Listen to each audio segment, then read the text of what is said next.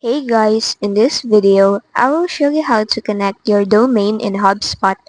First, go ahead and log into your Hubspot account. Now, once inside the dashboard, go to Settings on the top ribbon. Now, on the left panel, scroll down until you see the Content section. Click on the drop-down, then select on Domains and URLs. After that, click on Connect a Domain button. Now just enter your domain. Just go ahead and type it in. Once done, click on the Next button. After that, you can add in a subdomain if you want. Then just click on Next. And here you will see the information for your domain. So just click on Next again. Now it's time for hosting setup.